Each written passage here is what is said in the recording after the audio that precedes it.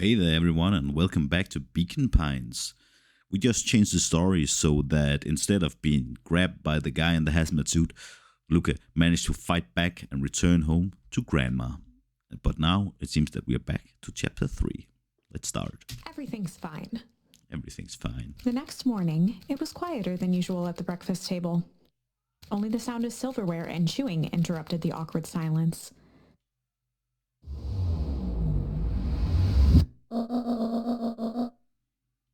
I finished jarring a mess of jam last night. So that'll need to get delivered into town today. Okay. So what did you and Rolo get up to yesterday? Oh, Rolo had things to do, so I just sort of poked around town. I've set the jam down by the front door. There's 2 batches to drop off. One for Mr. Tolliver at the Bag and Whack. Another for Mrs. Fratelli at the diner. And Mr. Nuncrete, he said he wanted some more. I suspected as much.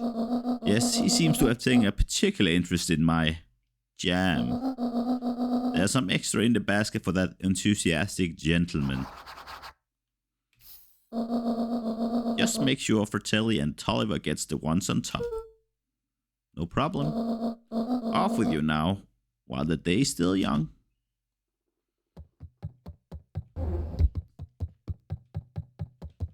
Let's go. Oh.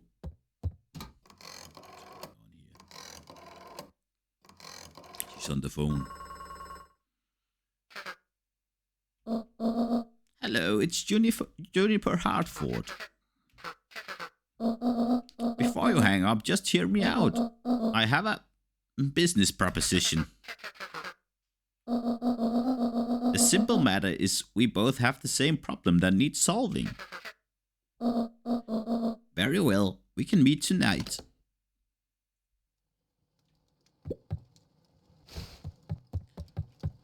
Let's grab this bag and go around, have a look. Before. Go. Oh. Okay. Sorry about yesterday. Roxy can be so annoying. But good news, no more boring chores for me today. She'll make it to the old Valentine warehouse. So, what did you find? Give me the dirt. Something happened. There was someone else there. What? Who was it? Was it aliens? I knew it would be aliens. No? Zombies? No. Alien zombies? What else could it possibly be? Rolo, I've got to deliver these into town first. We can catch up after. Oh, it's a whole thing? It sounds like a whole thing. Yeah, we shouldn't talk about it here. Meet me at the treehouse tonight. I'm not sure what this treehouse is that you speak of. Meet me at Mission Control. Roger that, Space Cadet. So we gotta deliver these into town for Grandma. Oh, that's not the right way. We have to go up here. There's no one here. Oh, it's the bug boy. Let's see what else. Wait, watch your step. Oh, sorry. There was a whole family of beetles here. Didn't go missing. I thought you just sort of wandered around. Everyone has a home, Luca. Even beetles. Luca checked the soles of his sandals. I think we're okay. It's weird that they're gone.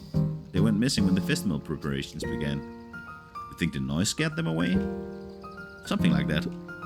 Just watch where you step, okay? Your thing.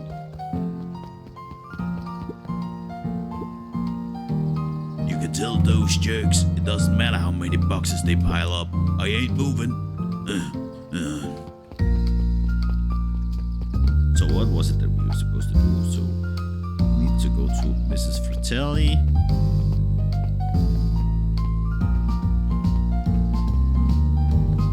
Coffee shop here. That's right. Right up here.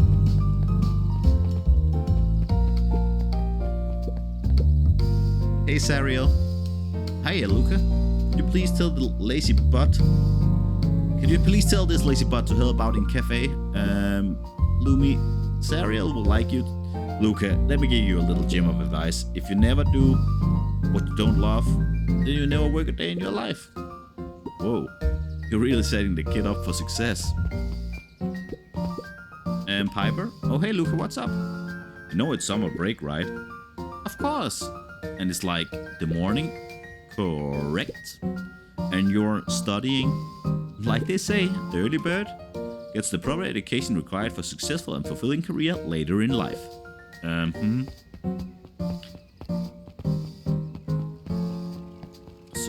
I think we have to go up here. Hear what these have to say. Mr. Wilder, I trust you have time to chat. Eris Valentine, oldest of Sharper Valentine's children, and heir to the Valentine fortune, had a way of making questions seem like demands. Certainly. What seems to be the problem? Mr. Wilder had learned to assume that if he was hearing from Eris, it was because she had taken issue with something he had put in the paper. I couldn't help but notice that the front page of this morning's paper was consumed with stories about this silly festival. Well, yes, that is the news of the day, but there was no mention of the museum, nor the foundation through which it was endowed. Oh, I'm sorry, Miss Valentine. My readers are more so interested in this town's future, rather than anyone, the family in particular. There was a time, Mr. Wilder, when the goings-on of my family was the only thing the town cared for. Well, things change, ma'am.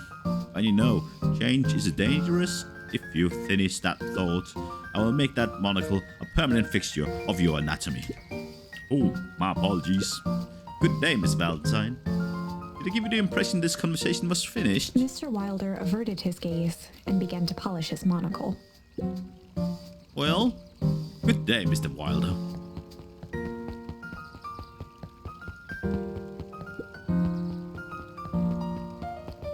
Here, see. Hey, Dawn. Hey, Dawn. Hey, Luca, what's up? Dawn had dreams of becoming a big-time reporter. At night, she searched for the story that could be her big break. By day, she hawked papers at the newsstand. You got your jam delivery, eh? Yep. Hey, Dawn, have you noticed anything weird around town lately? What sort of weird things? Stuff going on at the old Valentine building. You might say I have heard some things. I'm working on a story about it right now. So what's going on? Can't say quite yet. I still need to follow up on a few leads. Keep me in the loop, okay? Sure thing. Have you seen the new kid around yet? New kid? Yeah, come in from the big city. Their parents both got jobs here. But get this, one of them is working for William Kerr and Perennial Harvest, and the other is working for Eris Valentine. And the Valentines represent Beacon Pines' past, and Perennial Harvest has positioned itself as this town's future. Must make for some interesting dinner table conversation. I can imagine. There she is. Well, if it isn't my favorite little jam runner. Hey, Mrs. Fratelli. Look at She you. leaned forward and pinched Luca's cheek. You're all skin and bones. Is your grand not feeding you? She is. It's just, I understand. You know, I thought your mama ought to cook back in the day. May not even remember, but you and her used to help out in the diner. See that picture over there? That's you helping your mama back in the day. So cute, running around in your little apron taking orders. Oh, the whole situation just breaks my heart. What happened with Eleanor? I've got a feeling she's out there somewhere, yearning to be with you again. Do you think this world can keep a mother from a son? Luca shifted the basket uncomfortably. Oh yes, let's see you. Mrs. Fratelli lifted the cloth and inspected the jam. Ah, they even have my name on him. How She thoughtful. carefully lifted out her jars of jam. You tell your grand hello from me, Luca. I will do.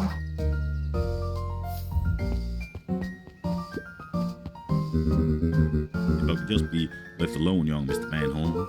Oh, sure, sorry to bother you.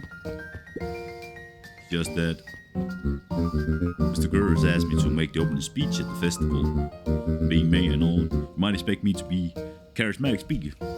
The truth is, I'm terribly nervous. I really don't think I'm cut out for this sort of thing. cut out for being mayor or for public speaking? Both, I suppose. I never really choose any of this. It's more of a duty to my family or our legacy. That sounds like a heavy burden.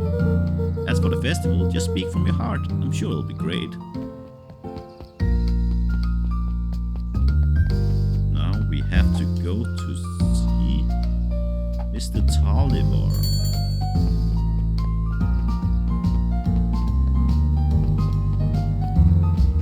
Where could that guy be?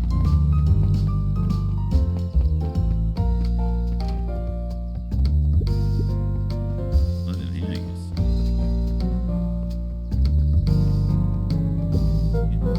Hey, Kato. Good afternoon, Luca. Can I help you find something? Maybe, maybe not. Try me. Well, there's been some weird stuff going on at the old Valentine warehouse. Can't say I know anything about the old warehouse. But empty hives don't stay empty for long. Huh? Kato motioned to the book in front of him. The more I read about bees, the more similarities see with people. If a hive collapses and fails, it doesn't stay empty for long. A new queen will set up shop pretty quickly. So you're saying it will make sense for someone new to start using the warehouse? Nature abhors a vacuum. There were rarely any actual new additions. Simply a variety of existing content rotated into the front display each week. Not fooling anyone.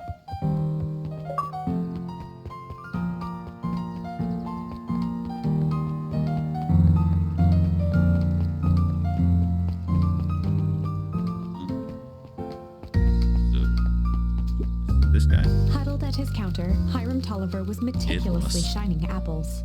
More accurately, Hiram Tolliver was meticulously shining one apple. Hello? Oh! With a yelp, Mr. Tolliver fumbled the apple, flailing at the air as it fell. Oh, sorry. Oh, no bother, no He bother. leaned forward and lowered his voice. I see you have something for me. Yeah, Gran had some jam I'm supposed to give He you. leaned in a bit further. Jam? Yeah, these ones on top. You wrote your name on him. Mr. Tolliver leaned back, speaking loud enough for anyone to hear. Ah, yes, the jam. Thank you so much for delivering this jam to He me. reached forward and snapped up the jars of jam, giving Luca a little wink. I shall put it on my store shelves post-haste. Okay? I should finish my deliveries. Of course. Of He course. leaned in for a final whisper. Of course. Let's start with this guy. How do you keep the ice cream cold? You keep them on ice. Where do you get the ice from? I don't know. Somewhere cold. How do you keep somewhere cold? Look, Bird. Do you want some ice cream or not? No, I'm good. Now we just need to go to Mr. Nuncreed. See if he wants any of that. Where my sweet, sweet jam? Got some jam for you, Mr. Nuncreed. Luca, you seem chipper. Well, aside from being on delivery duty, it's a nice day. Mr. Nuncreed eyed Luca for a moment, then nodded in agreement. I suppose it is. So do you want your jam? All right. Usually Juma dropped those off herself. I guess she's busy today.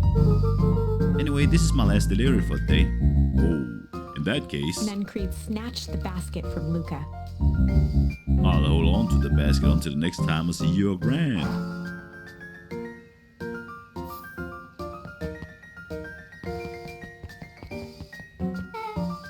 Hey you! Anchovies or pineapple? What? Don't think. Just answer. Pineapple. Why? How old are you? 12. Perfect. Follow me. Who are you? Anyone ever tell you ask too many questions? Just try to keep up, okay? Let's go. Follow that girl. What just happened? Run. There she is. Hey, what a crazy coincidence. Here's my new friend I was just telling you about. Oh, that's wonderful. Yeah, we just hit it off. Oh, really? Get this, his favorite pizza topping in the whole world is pineapple. And what is your new little friend's name? Beck locked eyes with Luca. The look on her face was equal parts expectant and desperate. We're gonna help her out here. My name is Luca Van Horn. It's nice to meet you. I'm Nelly, and this is Ilona. We are Beck's parents. Beck gave Luca a quick nudge. Oh yeah, Beck told me all about you. Already feels like we've known each other for years. So you both can stop obsessing about me making friends. Oh darling, we never doubted you. It's just that for children with fewer than 5 close friends, the probability of a stunted development doubles. Well, 1 down, 4 to go, I guess. What Nelly means is that we just want this move to be as easy on you as possible. You can relax. A friend has been friended. This calls for a celebration. Luca, you must join us for dinner tonight. Dinner? Whoa, another coincidence. I actually already asked him and he said he would love to. It's just wonderful. In that case, we should pick up some groceries. You two don't get into too much trouble now. Oh my god, what have we gotten ourselves into now? Whoa, I can't believe that worked. Thanks a ton. You're welcome. I owe you one. My mom's great and all, but it can be a bit much sometimes. Our house is in the little cottage next to that big mansion place. Wait, you live on the Valentine estate? Yeah, that's the spot. Meet me by the big creepy gate. And don't be late. Oh, I'm back to square one on the whole friend gear rift. Great. See you there.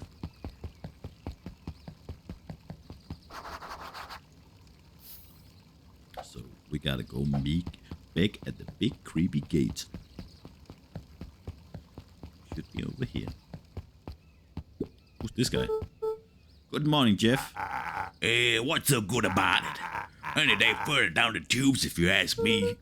Come on now, it's not all bad. The festival's coming up. Huh, the festival? Old man Valentine used to put on cock-a-maim shindigs all the time. Where did that get us? Well, it's Perennial Harvest putting on this one, and they're doing it for the whole town. Yeah, as far as I see it, the difference between the old Valentine company and this new Perennial Harvest outfit. Jeff dug through his pockets for a bit. It's the difference between this empty soup can and this brown banana. But those are both garbage. Exactly, my boy. Interesting. An interesting fella. Let's go here.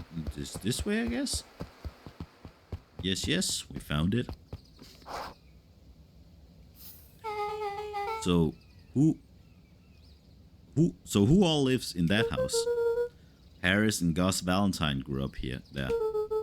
And Solomon moved in a few years back. That creepy little kid in the vest? That sounds like the one. So just 3 people live in that huge thing. I bet a bunch of shady stuff happens all the time in a place like that. Not really. The Valentines pretty much keep to themselves. So it's empty and boring. Pretty much. What a waste. My mom says that it used to be way busier back before Sharper died. Before the foul harvest. Okay, that's like the 5th time someone mentioned this foul harvest thing. And y'all use the same omnious tone. Eventually you're going to explain to me how that harvest got all fouled up. But we can keep my parents waiting anymore. This way.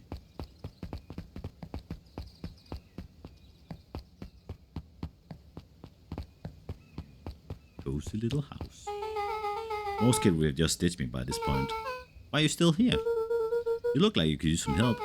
You know what, Luca? You're not so bad. Let's get through this as simple as possible. Just eat, smile, and nod. Fun. Great, whatever you do, don't bring up their work. I think I can handle that. Beck took a long breath, then gave a firm nod. Here goes nothing. Chapter 4.